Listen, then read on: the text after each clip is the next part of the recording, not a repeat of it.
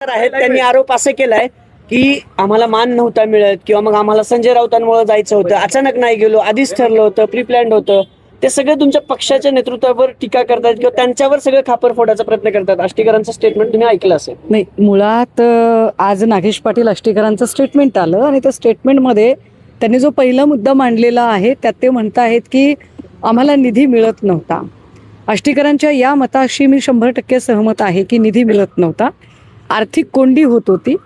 अनेक असे लोक आहेत सत्ता पक्षातले, मग राणेंची पोरं असतील, एकनाथ शिंदे असतील, उदय सामंत असतील, बावनकुळे असतील, जी लोक जाहीरपणे पब्लिकली हे स्टेटमेंट करत होती की आमच्यासोबत आलात तर निधीची कमतरता पडू देणार नाही, परंतु जर तुम्ही तिकडे गेलात तर मात्र निधी मिळू देणार नाही.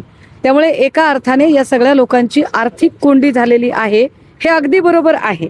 आणि अशी आर्थिक कोंडी झाल्यावर लोकप्रतिनिधींनी ज्यांनी लाखो करोडो खर्च केलेले आहेत मतदारसंघात, त्यांना पुन्हा मतदारसंघात जर उभं राहायचं असेल तर ते पॉलिटिकली सर्व्हाइव्ह कसं करणार, हाही प्रश्न अगदी बरोबर आहे. पण मुद्दा असा आहे की ही अडचण फक्त एकट्या आष्टीकरांची आहे का?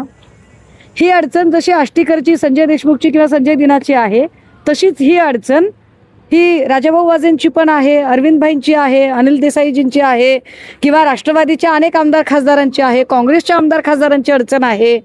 त्यामुळे हे कारण किती पर्याप्त ठरतं? बरं, त्यातही ते असं सांगतायत की नाही, आम्ही 18 तारखेपर्यंत आमचं काही ठरलंच नव्हतं. का खोटं बोलतायत ही सगळी माणसं? म्हणजे तुम्ही फार हिंदुत्ववादी आहात.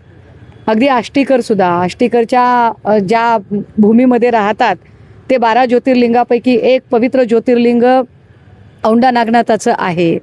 खरंच त्या औंढा नागनाथाला स्मरून तुम्हाला असं वाटतंय का? कारण 23 किंवा 24 मार्चला तुमची पहिली बैठक ही दिल्लीत झालेली होती. त्या बैठकीत तुमच्या जेवणावळी झाल्या होत्या. तुमच्या बैठकीला कोण कोण उपस्थित होतं? अगदी माझ्या पक्षाच्या, अगदी आत्ताचे सुद्धा माझ्या पक्षाच्या आतलं कोण होतं, बाहेरचं कोण होतं, हे आम्हाला माहीत आहे. 10 तारखेला NDAची जी बैठक झाली हॉटेल ताज मानसिंगला, ती बैठक संपल्यानंतर पुन्हा एकदा तुमच्या 6 लोकांची बैठक झालेली आहे. तुमच्या 6 जणांचे व्हिडिओज याच सत्ताधारी लोकांनी रेकॉर्ड केलेले आहेत. तुम्ही फार इकडे तिकडे जरा जरी चुळबुळ केली तर हे व्हिडिओ कधीही बाहेर निघू शकतील. अगदी डॉक्टर श्रीकांत शिंदे किंवा हे सगळे लोक, या सगळ्या लोकांकडे तुमचे फुटेज आहेत. म्हणजे तुम्ही इतकेही काही सहज समजायचं काही कारण नाही. त्यामुळे आष्टीकरांनी आत्ता दिलेली जी कारणं आहेत ती अतिशय तकलादू आहेत. राहिला प्रश्न की आम्हाला मान मिळत नव्हता वगैरे, आता जर यांना मान मिळत नसेल तर मग यांना उमेदवाऱ्या कशा काय दिल्या? नागेश पाटील आष्टीकर या माणसाला लोकसभेची उमेदवारी देऊ नये असं आमचे जे सगळे विधानसभा संपर्क प्रमुख होते त्यांनी लोकसभेच्या आधी एक अहवाल तयार केला. असा अहवाल प्रत्येक पक्षात घेतला जात असेल. माझ्या पक्षात विधानसभा संपर्क प्रमुखांकडून लोकसभेच्या उमेदवाराच्या संबंधाने जेव्हा माहिती मागवली तेव्हा विधानसभेच्या सगळ्या संपर्क प्रमुखांनी लेखी अहवाल दिला. माझ्याकडे त्याची कॉपी आहे. ज्या अहवालात त्यांनी सांगितलं होतं की आष्टीकरांना उमेदवारी देऊ नका. तरी तुम्हाला मान दिला की नाही? तुम्ही सांगताय की तुमच्यावर विश्वास नाही. अहो, विधानसभा संपर्क प्रमुखांनी सांगितल्यावर सुद्धा त्यांच्यापेक्षा जास्त आष्टीकर तुमच्यावर विश्वास ठेवला आणि तुम्हाला उमेदवारी दिली. विशेष, हदगावची जागा ही काँग्रेसला दिली जाऊ नये असं सुद्धा विधानसभा संपर्क प्रमुखांचं मत होतं. यावर हदगावची जागा ही तुम्ही कशा पद्धतीने सोडून देण्यासाठी या सगळ्यांना भाग पाडायचा प्रयत्न केला हेही सगळ्यांना माहीत आहे. बात निकलेगी तो दूर तलक जाएगी. आता त्याच्यात जाण्यात अर्थ नाही. मुळात मुद्दा हा आहे की तुम्ही दिल्या घरी सुखी राहा. तुम्ही जर म्हणत असाल की आम्ही जनतेच्या विकासासाठी चाललेलो आहोत, तर कोणत्या जनतेच्या विकासासाठी चाललाय? कारण जनतेच्या विकासासाठी चालले असाल तर जनतेने तुमचं स्वागत करायला पाहिजे होतं. पण तुम्ही तर जनतेच्या रोषापासून लपण्यासाठी Y+ सुरक्षा घेताय. ही Y+ सुरक्षा घेण्याची तुम्हाला गरज का पडते? कारण तुम्ही जनतेच्या विकासासाठी नाही गेलात, तुम्ही स्वतःच्या आणि स्वतःच्या कुटुंबाच्या विकासासाठी गेलेले आहात. त्यामुळे मी याचा पुनरुच्चार पुन्हा एकदा केला पाहिजे की आष्टीकरांचं पोरग असेल किंवा संजय दिना पाटलाची पोरगी असेल, यांच्यावर शिवसैनिकांनी आता का म्हणून विश्वास ठेवायचा?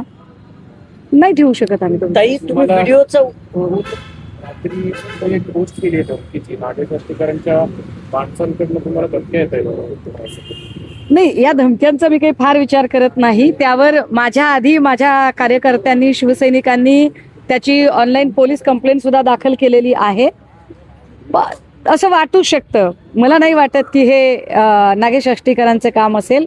कदाचित कृष्णा अष्टेकर नवीन पोरगा आहे, बाप खासदार आहे म्हटल्यावर थोडी फुरफुरी चढत असते, त्यामुळे काही लोकांना सांगितलेलं असू शकतं, पण त्याचा काही फार फरक पडत नाही. पण ताई, तुम्ही ज्या व्हिडिओचा उल्लेख करताय नेमकी व्हिडिओ या 6 खासदारांची कसली व्हिडिओ तुम्ही आता? नाही, व्हिडिओ म्हणजे काय, मी आक्षेपार्ह व्हिडिओ बद्दल अजिबात बोलत नाहीये. व्हिडिओ म्हणजे बैठक हे बैठकीचे व्हिडिओ असतील, कदाचित हे लोकसभा सभापतींच्या सोबत बसलेले व्हिडिओ असतील, म्हणजे कदाचित दिल्लीतल्या वेगवेगळ्या हॉटेल्समध्ये ज्या मीटिंग झाल्या त्याचे व्हिडिओ असू शकतात. त्यामुळे यांनी हे सांगायचं कारण नाही की आम्ही 18 पर्यंत निर्णय घेतला नव्हता. तुमचा निर्णय 4-5 महिन्या आधीपासून शिजत होता. त्याची पक्ष नेतृत्वाला सुद्धा कुणकुण होती, त्याची कुणकुण आमच्या सगळ्यांना होती. पण आम्हाला असं वाटत होतं की तुमचा आतला आवाज तुम्हाला कदाचित असं करू देणार नाही.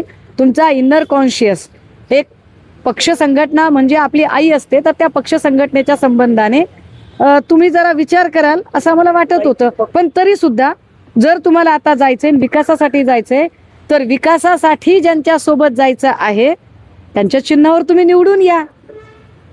तुम्ही या चिन्हावर निवडून आलात, तुम्ही तो राजीनामा द्या, पोटनिवडणूक होऊ द्या, आणि मग बघा लोक तुम्हाला कोणत्या जागेवर बघतात ते. तुमच्यात खरंच हिंमत असेल, ज्यांना वाटतं तुमच्यात हिंमत असेल, तर तुम्ही राजीनामे द्या, पोटनिवडणूक लागू द्या आणि परत उभे राहा. पक्ष नेतृत्वाचा तुम्ही विषय काढला. असं म्हणतात की नाही आम्ही ठाकरेंसोबतच बापाला तिकडे पाठवायचं. नाही, याला काही अर्थ नाही. याला काय अर्थ? ही डबल याला अर्थ नाही. आम्ही आमच्या पक्षप्रमुखांकडे सुद्धा आमचं म्हणणं स्पष्टपणे मांडलेलं आहे की राजोल पटेल असेल किंवा हे कृष्णा अष्टेकर किंवा अजून कोणी असतील, या लोकांवर आमचा अजिबात विश्वास नाही. त्यामुळे या लोकांकडून आम्हाला अपेक्षाच नाहीयेत. त्यामुळे कृपया आमच्या डोळ्यात कुणी धुळफेक करायचा प्रयत्न करू नये. अगदी आज मला वाटतंय मातोश्रीवर राजोल पटेल वगैरे पोहोचलेल्या होत्या, पण आमचा विश्वासच नाहीये या लोकांवर. कारण ज्यांच्या बापाला संघटनेने एवढं दिलं, जर ते हे सगळं करू शकतात तर त्यांची पोरं आमच्यासोबत राहतील याची आम्ही अपेक्षा काय करावी. पण ताई, तुम्ही पक्ष नेतृत्वाचा विषय काढला, पक्ष नेतृत्वाचा तुम्ही विषय काढला. खासदार पिताच्या विरोधात ते जाऊन आंदोलन करणार का? नाही, ते काय अहो, ते आंदोलन करणार का? मी नुसतं एवढं म्हटलं की ठीक आहे, मी माझा शब्द मागे घेते, तुम्ही चला एक आंदोलन करा खासदारांच्या विरोधात. तर याची रिएक्शन म्हणून काय केलं त्यांनी? आंदोलन केलं नाही, सुषमा अंधारेला जिवे मारायच्या धमक्या देण्यापर्यंत त्यांची मजल गेली. तर यावरून कळतं की ह्या लोकांवर आमचा विश्वास नाही.